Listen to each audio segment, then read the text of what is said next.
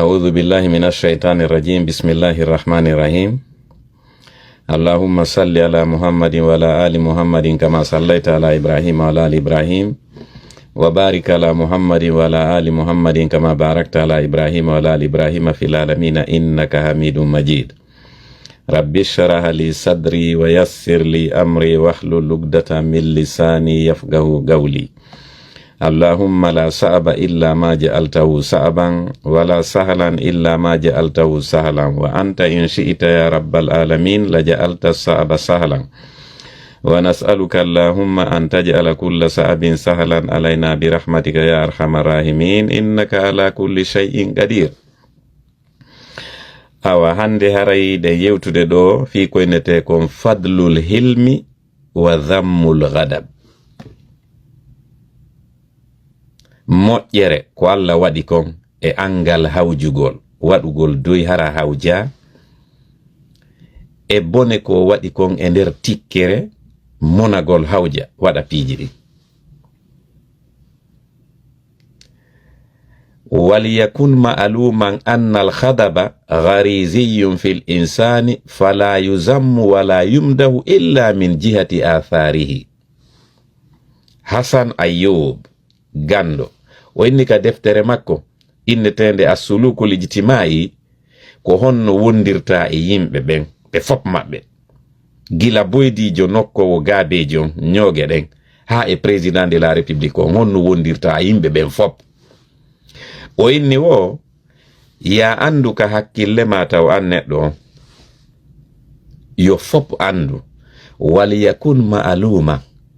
yo yimɓe ɓen fof andu annal khadaba wonde ma tikkere monagol ghariziyun fil insan ko Allah aawi ɗum e tagaɗo ko be tagaɗo mono alama monotako ko Allah aawi ɗum e tagaɗo fala yudhammu wala yumdahu. tagaɗo on o ŋiñetaake o waccetaake illa min jihati atharihi si wona bange batteji ko tikkere nde waɗata kon e makko. kon woni ɗum ko woni ɗum ɓay tun tikkere monagol koko aawa e tagaɗo alamo monotako awa ɓe waccatama fi angal monagol mangol ma ɗum ɓe aybine fi ko moni ɗa kon wona ɗin ɗon ɗiɗi woni ton ɗen. kon woni nder ton ɓe ndaray woni battane mone on yeru ko mone on battinta kon e maɗa e haajuji maɗin tikkere ne ko ittiri ɗon noon ɓe ndarata ɓe taway siɗa haani waccede ma si tawi hiɗa haani aybinede. wona innugol ko monagolngol woni probléme ko si tawi a monike a ɓenni mone on a fanki ɗon fop waccete ɓenna way on no wawi monagol e pi o jogito hoore makko. kono si tawi a monike ko ɗon e ɗon waɗata a utilise e ɗon hunduko ma kon a gollitira e hunduko ma kon matere maɗen ko ɗon aybinteɗa kadi ko ɗon ŋiñeteɗa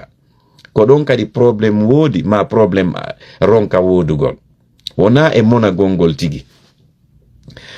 faman ghadiba kala tikkuɗo kala moniɗo wa kazama ghadabahu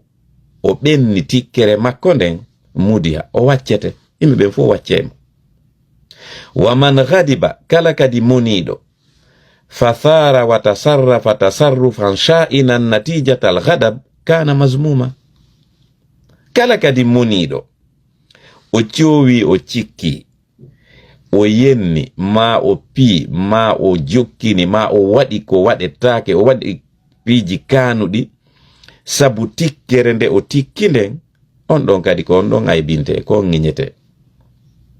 bi gadri ma waqa minhu min tasarrufin ittiri ko o waɗi kon fewndo o moni ma ko o wowli kon fewndo o moni o ŋiñe yeru ɗum ko ɗum. fa ida amara shari'u insanan alla yakhdaba awasi sariya islamu yamiri neɗɗo wota o mono fal muradu ko fanda kon e ɗum ɗon huwa alla yatasarrafa natijatal khadab ko wota o wowlu hay hunde wota o waɗu hay hunde fewndo ka o moni ɗon ko ɗum haray firi wona innugol a saloto monagol alamo monotako amara feere antagaɗum donc si sari on inni wota mono ɗum firaɓo ndema a monotako ɗum ko firi ko awa fewndo ka moniɗa ɗon jogito hoorema hara a wolali fus a waɗali fus ko ɗum woni ko fanda kon e mum par ce que saria islamu tigi no andi a wawata ronkugol monagol an tagaɗo himo andi waliyaj'al ra'iduhu al aqlul mundabit ala mizani shari ashar saria on ko wonuma yetade ko wondema an tagaɗo on si a monike geru hara wona mone on wonuma dirijude geru hara ko hakkille maɗen wonuma dirijude si hakkille maɗen dirijima ko ɗon heɓata jam mais si a acci mone on dirijima a tewtike ɓernde maɗen ɗon ko tana fayatazakkar da'iman qawlahu ta'ala wo tagaɗon no duwa anditude fewndo ka o moni ɗon o andita ko Allah daali kon wasari u yacce ila maghfiratin faade ɗaɓɓugol yaafuye min rabbikum immorde ka jomimom wa jannatin e ɗaɓɓugol aljanna arduha mo yanji muɗum assamawatu no fota e kammuri ɗin wal ardu e leydi ndin o iddat o maranama lil muttaqina fi holoɓe Allah ɓen homɓe non woni ɓe alladhina ko ɓen woni ɓen yunfiquna ittayɓe sadaka dépensayɓe fissarra'i fewndo newende waddarra'i e fewndo sattende wal kazimina al khayza ko ɓen woni ɓennayɓe mone donc ɗo a aya on no yaltindema no yetadema ko homɓe Allah woni yetade yoɓe adodir e ɗaɓɓugol aljanna yaajuɗo ɓuri e kammuli ɗin e leydi ndin oyni ko huloɓe Allah ɓen mo yetadema homɓe woni ɓe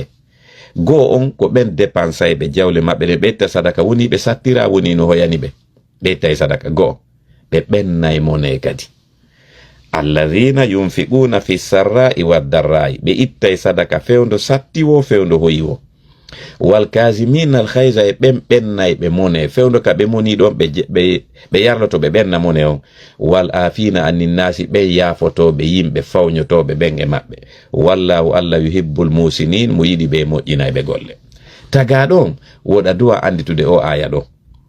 andita kadi ɗo aya ɗo ko suratu ali imran e wo tagaɗon kadi no duwa anditude sayi o moni o aya ka suratul araf Allah daali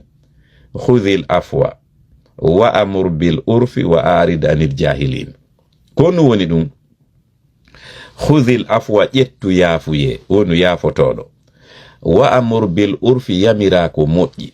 wa arid anil jahilin ɗuroɗa himɓe majjuɓe ɓen kono woni ɗum wa ma'anal aya ko woni ma'ana aya on yani taqabbal ma tayassara min akhlaqin nas ko ma jaɓana yimɓe ɓen yeru ko newi wo e jaɓangol ma immorde e jikkuji maɓɓe nin par ce que wona mo fottuɗa wo mo fottuɗa tawata no jogi jikku mo faalaɗa on yo jogo donc a wonay prêt jaɓɓagol jaɓana yimɓe ɓen mo kala e no o wa'i non go'o par ce que wona an tagi yimɓe ɓen a wataɓe change kadi wa amurhum bil marufi shar'an yamiraɓe ko moƴƴi par ce que ko ɗum sariya on wi wa arid an man safaha alayka wa tahammaga minhum yaafoɗa kala komiɗuɗo e maɓɓe fawñiɗo e ma darɗa tawɗa ko angal hakkilo fawñori e ma yaafoɗa andita kadi aya go ka Allah daali ɗon suratu fussila Allah daali wala tastawi l hasanatu wala sayyi'a ko moƴƴi kon e ko boni kon fotata idfa billati hiya asan duñir ko boni kon ko moƴƴi kon si a waɗi ɗum fa idha alladhi baynaka wa baynahu adawatun ka annahu waliyun hamim on say a ndaray tawa o mo ngaygu wonno hakkunde ma e muɗum ayay mo wonta giɗo si tawi a woni hara goɗɗo si addi jikku kanuɗo e ma an ko jikku labaɗo naɓata ko an transformata yimɓe ɓen haray ko an wawata changegol goɗɗo ko an wawata fi on ɗum si tawi goɗɗo ari addi jikku kanuɗo hellama an a hollimo jikku moƴƴo wo o changey o wonta kadi sadiqum mukhlis o wonta giɗo ma laaɓanɗo ma puy wa an ibni abbasin radiallahu anhuma qala rasulullahi sallallahu alayhi wa sallam li ashajji abdul qais nelaɗo yetino enteɗo Ashaj ɓiɗɗo Gays on o inni mo inna fika khislatayn o inni jikkuji ɗiɗi no e maɗa yuhibbuhuma llahu Allah no yiɗi ɗin. Jikku arano on alhilmu wonugol mo hawja muññotoɗo ara hawjata wal anat e waɗuɗo doy. ɗiɗo ɗiɗi nelaɗo yeti Ashajji Abdul Gays o inni mo ɗi jikkuji ɗo ɗiɗi hiɗa mari ɗi e pi Allah no yiɗi ɗi. Angal hawjigol e wonugol waɗuɗo doy. Wa an Aisha radiyallahu anhuma anna an-nabiyya sallallahu alayhi wa sallam qala inna allaha rafiqun yuhibbu rifqa. Nelaɗo maki Allah ko doy o warrata piiji makko ɗin kanko Allah himo yiɗi kadi doy. Wa yu'ti ala rifqi ma la yu'ti ala al-unfi. Himo okkora goɗɗo e nder waɗugol doy on ko okkorta e nder waɗugol doole. Kono ɗum firi hiɗa andi ɓenna e pular ɓenna ko ñaari nangata ñaari wona yaaru inna ñaari ndi dogga e nden. Ok, si a waɗi doy Allah no marsirane piiji ɗin e nder doy on ɓuri si a waɗi doole. Ko ɗum nelaɗo maki ɗo inna allaha rafiqun yuhibbu rifqa wa yu'ti ala rifqi ma la yu'ti ala al unfi. O inni Allah ko waɗuɗo doy sa ndaari piiji makko ɗin no gerdata non ko fiyon no ngo tagani leydi e kammo e nder balɗe 6 himo wawno tagude leydi e kammo ɗum kun fa yakunu en une fraction de seconde yeru hinƴango yitere ara o tagi. Mais o inni nono o tagayɗi e nder balɗe 6 fiyon num ekkitugol yimɓe ɓen waɗirgol piiji ɗin seeɗa seeɗa. O inni wo Allah ko waɗuɗo doy himo yiɗi kadi doy himo okkore kadi e nder doy on ko okkortama e nder doole e sonko. Wa an Abi Hurayra radiyallahu anhu anna rajulan qala lin nabiyyi sallallahu alayhi wa sallam awsini faqala la takhdab faraddada miraran faqala lahu la takhdab rawahu al-Bukhari. Goɗɗo go arno iwi ka moƴƴi ka woɗɗi wari o tawi nelaɗo waajolan. Nelaɗo inni mo la takhdab wota mono. O filliti o inni ɓe ɓeydana waaju ngun waajolan. Nelaɗo inni mo la takhdab wota mono. O inni ɓeydanan kadi waaju nelaɗo inni mo la takhdab wota mono. Laabi tati ko honɗum ɗum firi. Nelaɗo ala innudemo yo salo monagol parce que nelaɗo andi o wata parce que nelaɗo tigi monoto ala mo monotako ko honɗum nelaɗo yetimo awasi a monike fewndo ka moniɗa ɗon ta wowlu fus ta waɗu fus jooɗo ha si mone on iwi non waɗa ko ɗum nelaɗo yetimo. Wa anhu sallallahu alayhi wa sallam anna rasulallahi sallallahu alayhi wa sallam qala laysa as-sadidu bis-sur'a innama ash-shadid alladhi yamliku nafsahu inda al-ghadab. Nelaɗo maki marɗo doole on wona wawuɗo cippiro rondotoɗo goreme mum ɓen haka kaba sawtata piita ka leydi na ɗum woni doole. Nelaɗo maki doole alladhi yamliku nafsahu indal khadab ko woni dolnuɗo ko on jogitotoɗo hoore mum ñande o moni fewndo ka o moni ɗon net o jogito hoore makko ko ɓen woni ɓiɓɓe worɓe ɓen. Mais kono ɗandi majorité on fof sa alandike ko mbon dollo ɓe nayi ko wawɗo cippiro rondotoɗo goɗɗo ha dow piita ka leydi ɓen na ono dolni way on no dolni mais ko force physique non doole ɓandu ɗen fokku ɗen nokku naɓatama sinaka kaso kaka prison parce que sa pii goɗɗo a helimo jungo siko leydi saria mais a yahay kaso ma sa jukkinimo ma sa warimo donc force physique o doole becce ɓandu ɗum koko rondore dolle ma si a inni a rondorta ɗum dolle waɗira ɗum golle goo si a inni koye yimɓe ɓe naɓata doole maɗen kaso gonno ɗon ɗen peyiji ka sari a woni to garay ko a geɓal kaso. Ok ko woni doole ko force morale doole wonki alladhi yamliku nafsahu indal khadab ko on jogitotoɗo hoore mum sanga o moni ko on woni dolnuɗo parce que on o wonata e sago gaño jamais ayɓe makko ɓe jalata parce que o waɗata ko hersintamo o waɗata ko naɓatamo kaso o waɗata ko jonatamo probléme toujours o yaltay and then ara c'est-à-dire o heɓata probléme par ce que o monoto tun o gére hol o deƴƴita o wowlata fus sakko o ninsi to a nani ko kaari wowli o moni ma nani ko kaari waɗi o tufi o ɗaɓingu makko laɓi ma o heli jungo ɓiɗɗo makko a wawali gérugol monagol magol siɗa wawi gérugol monagol magol a monoto goɗɗo andata a monike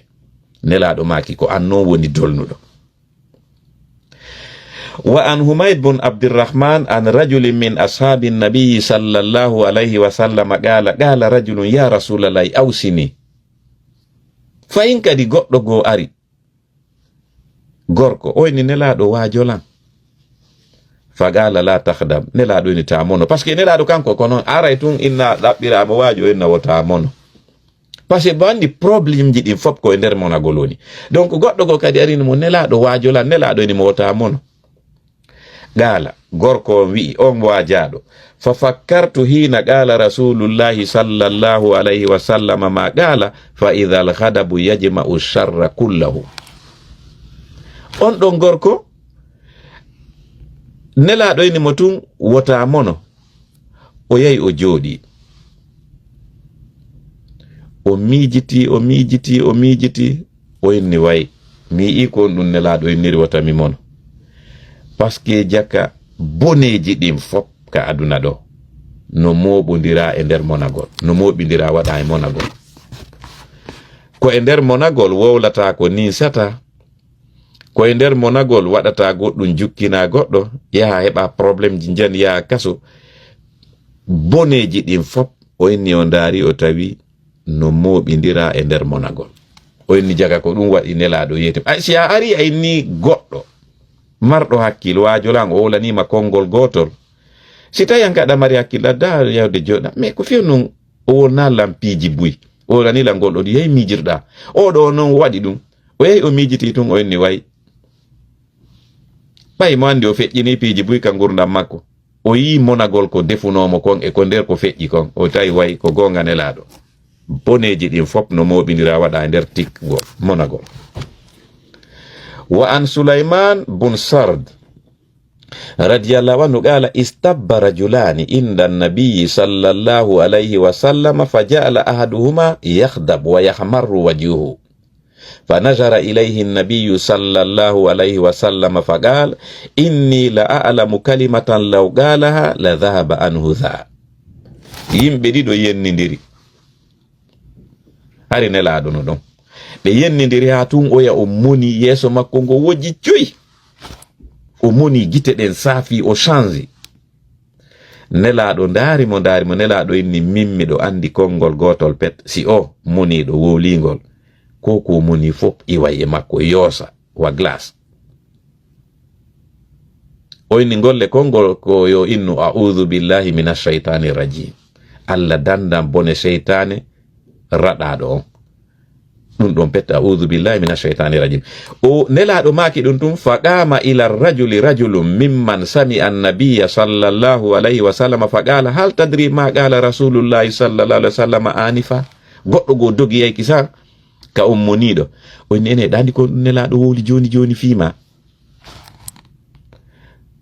qala la gorko moniɗo inno mi anda qala inni la a'lamu kalimatan law qalaha la dhahaba anhu dha o inni nelaɗo o ndaari ko moniɗa kon o inni min miɗo andi konngol gotol si o moniɗo wowlingol joni ni ko moni kon iway ɗon e ɗon o hetta hoore makko oya gorko ari wowlanimo ɗum o inni ɗulle ko on ɗum ko ya innu a'udhu billahi minash shaitani rajim faqala ar-rajulu amajnunan tarani oya inni mo nelaɗo inni sa inni joni a'udhu billahi minash shaitani rajim mone on iway gorko on jaabiti addanɗo mon information on o inni me da sikka min komi feetuɗo a yiran wa feetuɗo wa hadhihi saktatu min hadha ar-rajul alladhi istadda khadabuhu hatta lam yaqbal nasihata rasulillahi sallallahu alayhi wa sallam ɓenni me ko ɗum ɗo woni yanugol non fi o gorko moniɗo ɗo wo o yani non fi hon ɗum o yani ɓuri ko yanuno kon nane parce que mone on naɓi mo ha o sali jaɓugol hay waaju nelaɗo on ka solution makko on woni ɗon heɓa probléme goɗɗo addane solution ina hino ɗo solution ngo fiya yalto e probléme on innano kerɗa sikkude min komi feetuɗo kono ɗon noon innete ayi hay a waw hay bono faala wallugol ma heɓata feere wallugol ma o woli ɗum ɗo tun ɓay o salike waajunelaɗo on walizalika qala kasirum min al ulamai gandiɗuɓe ɓurɓe ɗurde ɓen ɓe inni oɗo gorko inna hadha rajul kana munafiqa ɓenni oɗo hari ko nafiqijo na julɗo o famin tun ko julɗo ko nafiqijo par ce que o salike waaju nelaɗo on nelaɗo noon Allah ko won ɗum nelirimo wa ma arsalnaka illa rahmatan lil alamin Allah eni mi nelirali masiwna sabu yurmegol yimɓe ɓen ko a yurmede yimɓe ɓen solution ji probléme ji maɓɓe ɗin ko an jogitiɗi sa inni ɓe ƴawre si ɓe ƴawri nafayɓe sa inni ɓe jolde si ɓe joldi nafayɓe oɗo noon o sali ko nelaɗo wañimo ko ɗum waɗi nelaɗo maki ala wa innal khadaba jamratun fi qalbi ibni adam o inni monagol ko julɓere yiite wonayde e ɓernde ibnu adama ama ra'aytum ila humrati aynayhi o inni on yi'ali si goɗɗo monike gite ɗen honno wujjirta coyi faman ahassa bi shay'in min zalika falyaltasik bil ard nelaɗo inni awa joni noon solution on kala moniɗo jooɗo e hoore leydi ni si tawi ɗa darino jooɗo kisan si tawiɗa jooɗi waaloɗa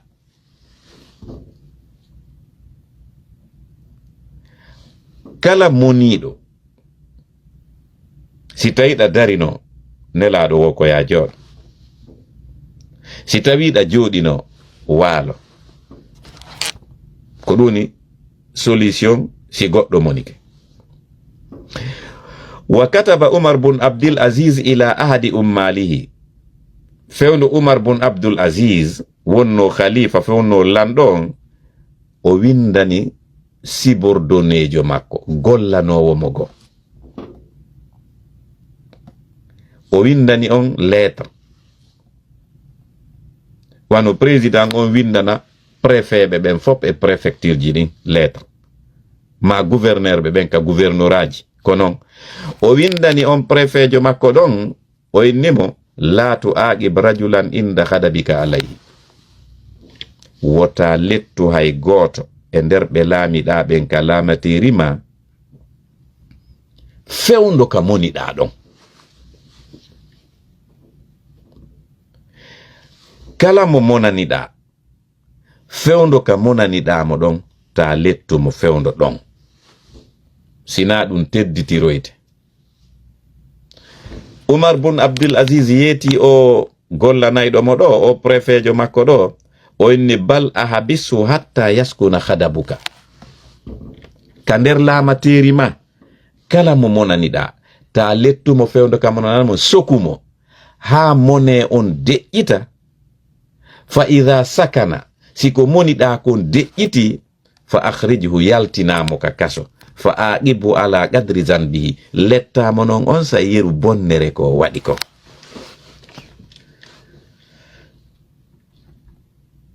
fewndo ka monaniɗa ɗon goɗɗo sa inni fewndo ɗon a lettaymo a feƴƴintinay mais si a sokimo a inni maroye o taw ɓe yahi ɓe sokimo ha ko moniɗa kon ko monaniɗamo kon iwi a inni yaltinemo ɓe yaltinimo ɓe addi ɓe darnimo yeeso ma on say ko lettatamo ko yeru bonnere ko waɗi kon par ce que fewndo ɗon haray a monaki haray mone on iwi kala mo monaniɗa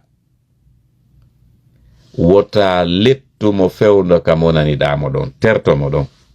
si mone on iwoyi ndara noon ko duwaɗamo wadde kon fawamo ɗum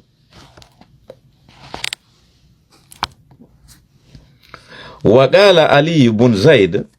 akhlaja rajulun min quraish li umar bun abdul aziz al qawla fewndo ka umar bun abdul aziz laami ɗon kadi goɗɗo go e nder quraish yanko ɓen o wari o jaabimo o mettinanimo ya mettinan non lanɗo on ɓay o waɗi ɗum fa atraka Umar zamanan talila. Umar tertimo ɗum yeru jamanu juutuɗo summa gala Umar bun Abdul Aziz yeeto yimo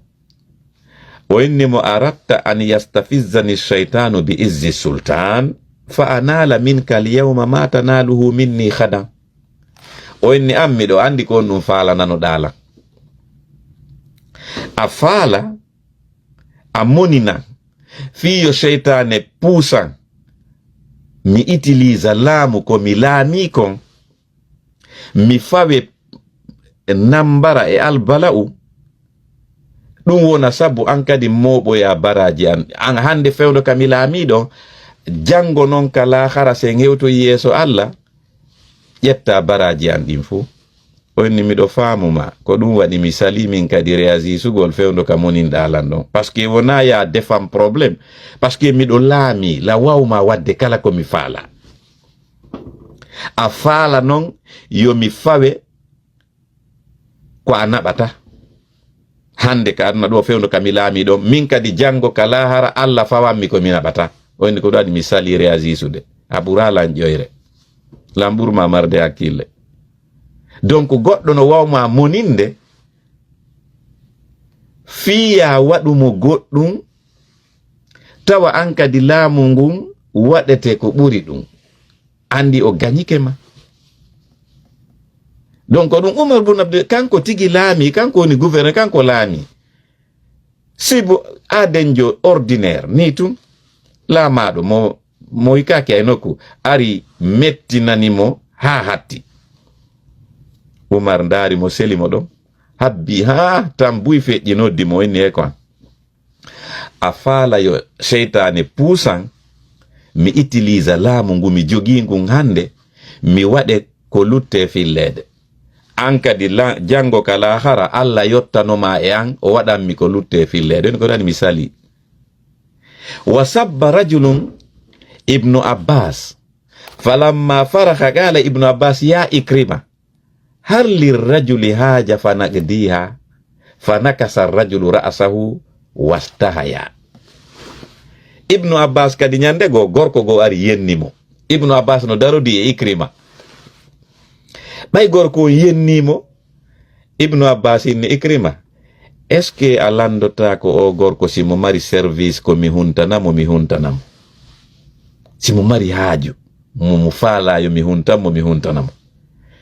Ɓay Ibnu Abbas wowli ɗum gorko on uggini hersi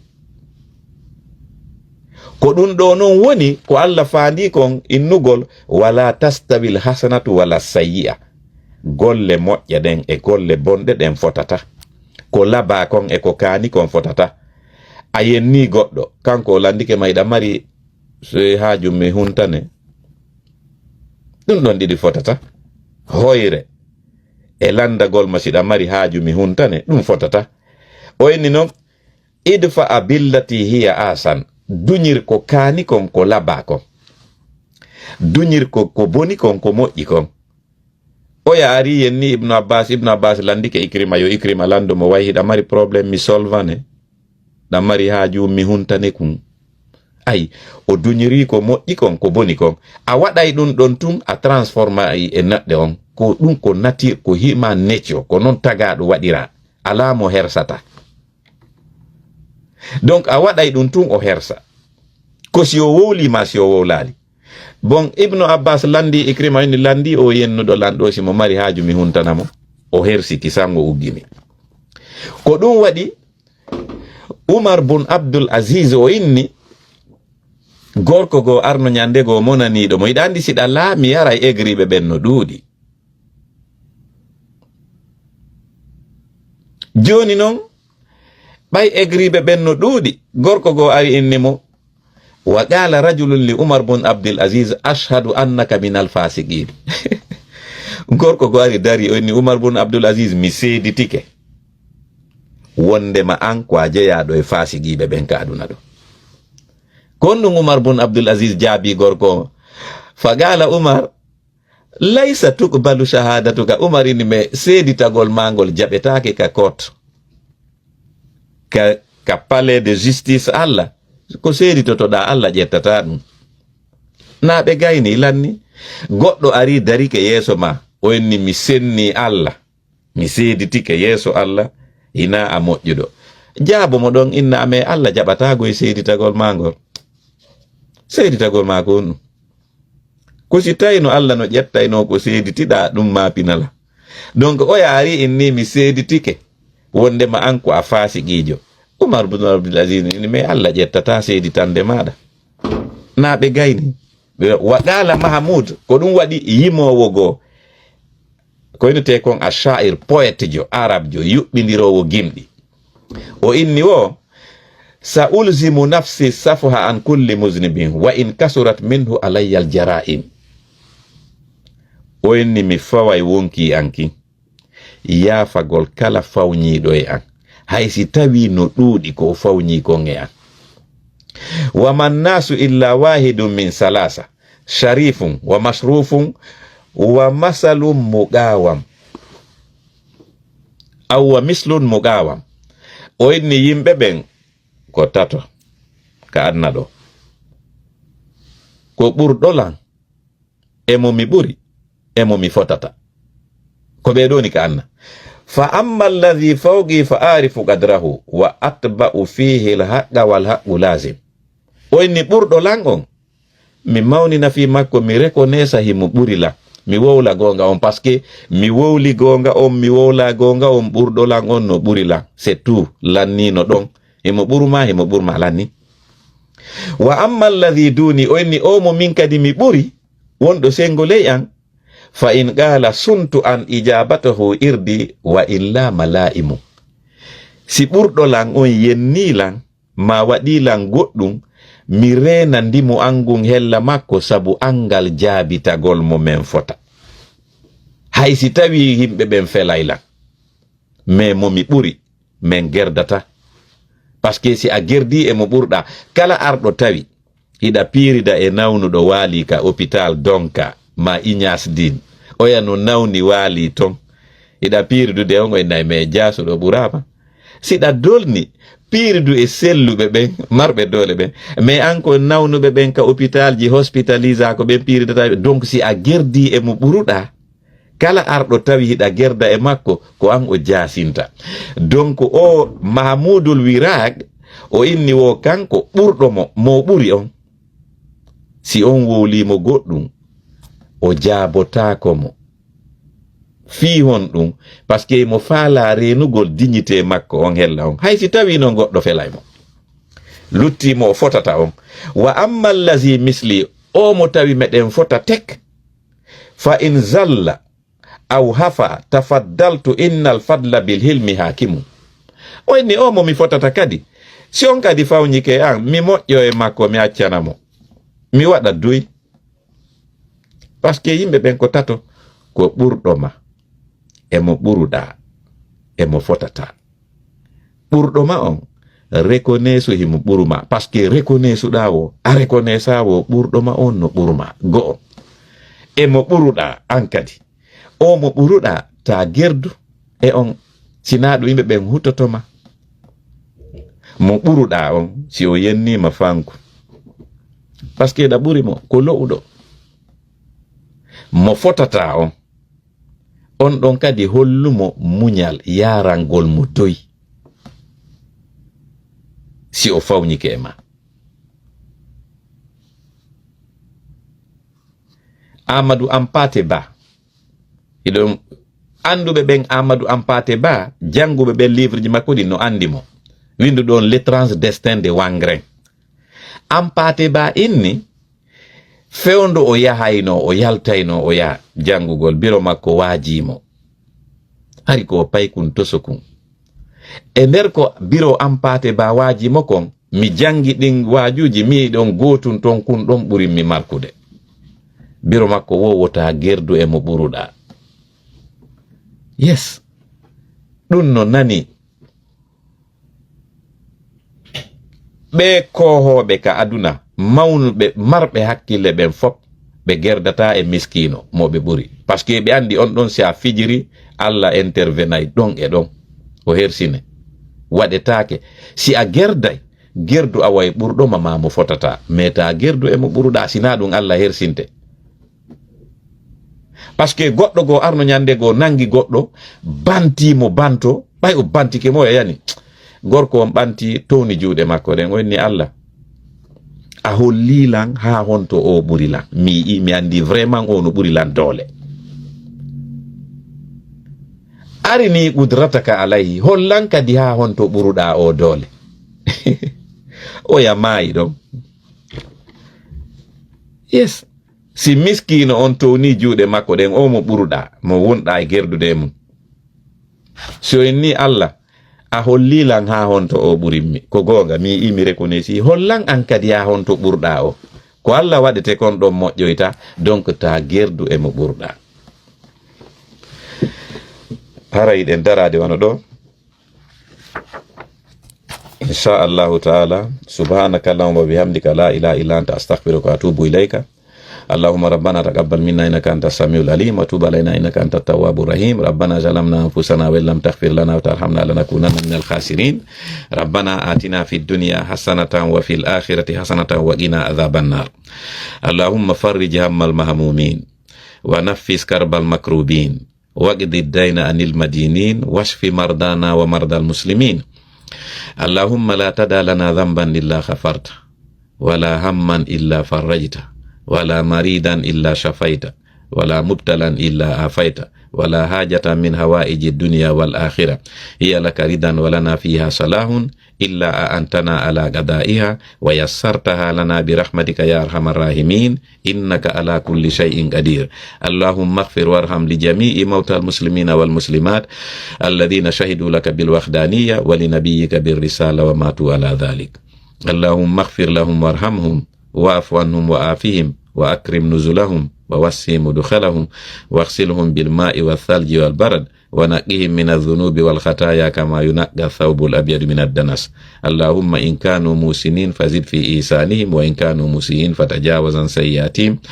اللهم أجرهم من عذاب القبر ومن عذاب النار وأدخلهم الجنة مع الأبرار يا عزيز يا غفار يا رب العالمين اللهم اغفر لنا إذا سرنا إلى ما صاروا إليه تحت الجنادل والتراب وهدنا وأجرنا من عذاب القبر ومن عذاب النار وأدخلنا الجنة مع الأبرار يا عزيز يا غفار يا رب العالمين